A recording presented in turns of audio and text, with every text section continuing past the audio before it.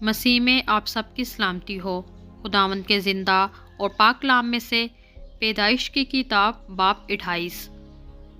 تب اسحاق نے یعقوب کو بلایا اور اسے دعا دی اور اسے تاکید کی کہ تو کنعانی لڑکیوں میں سے کسی سے بیاہ نہ کرنا۔ تو اٹھ کر فدان ارام کو اپنے نانا بیتویل کے گھر جا اور وہاں سے اپنے ماموں لابن کی بیٹیوں میں سے ایک کو بیاہ لا، اور قادر مطلق خدا تجھے برکت بخشے اور تجھے برومند کرے اور بڑھائے کہ تجھ سے قوموں کے جتھے پیدا ہوں، اور وہ ابراہیم کی برکت تجھے اور تیرے ساتھ تیری نسل کو دے کہ تیری مسافرت کی یہ سرزمین جو خدا نے ابراہیم کو دی تیری میراث ہو جائے۔ سو اسحاق نے یعقوب کو رخصت کیا اور وہ فدان ارام میں لابن کے پاس جو ارامی بیتویل کا بیٹا اور یعقوب اور عیسو کی ماں ربکا کا بھائی تھا گیا۔ پس جب عیسو نے دیکھا کہ اسحاق نے یعقوب کو دعا دے کر اسے فدان ارام کو بھیجا ہے تاکہ وہ وہاں سے بیوی بیاہ لائے، اور اسے دعا دیتے وقت یہ تاکید بھی کی ہے کہ تو کنعانی لڑکیوں میں سے کسی سے بیاہ نہ کرنا، اور یعقوب اپنے ماں باپ کی بات مان کر فدان ارام کو چلا گیا۔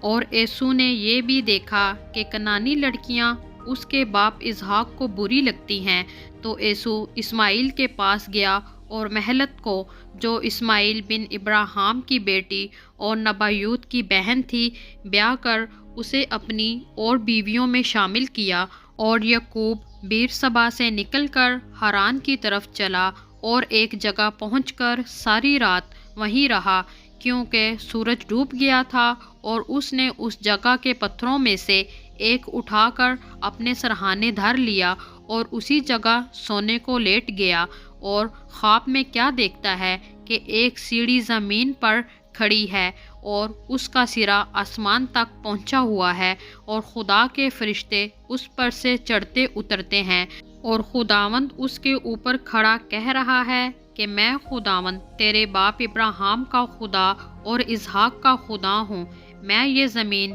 جس پر تو لیٹا ہے تجھے اور تیری نسل کو دوں گا، اور تیری نسل زمین کی گرد کے زروں کی مانند ہوگی، اور تو مشرق اور مغرب اور شمال اور جنوب میں پھیل جائے گا، اور زمین کے سب قبیلے تیرے اور تیری نسل کے وسیلہ سے برکت پائیں گے۔ اور دیکھ، میں تیرے ساتھ ہوں، اور ہر جگہ جہاں کہیں تو جائے تیری حفاظت کروں گا، اور تجھ کو اس ملک میں پھر لاؤں گا، اور جو میں نے تجھ سے کہا ہے جب تک اسے پورا نہ کر لوں تجھے نہیں چھوڑوں گا۔ تب یعقوب جاگ اٹھا اور کہنے لگا کہ یقیناً خداوند اس جگہ ہے اور مجھے معلوم نہ تھا، اور اس نے ڈر کر کہا یہ کیسی بھیانک جگہ ہے، سو یہ خدا کے گھر اور آسمان کے آستانہ کے سوا اور کچھ نہ ہوگا۔ اور یعقوب صبح سویرے اٹھا اور اس پتھر کو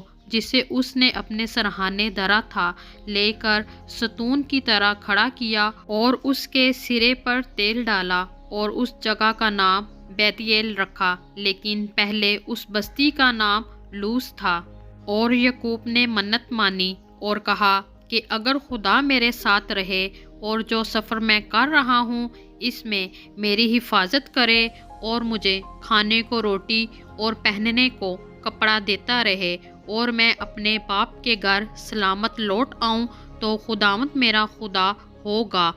اور یہ پتھر جو میں نے ستون سا کھڑا کیا ہے خدا کا گھر ہوگا، اور جو کچھ تو مجھے دے اس کا 10واں حصہ ضرور ہی تجھے دیا کروں گا۔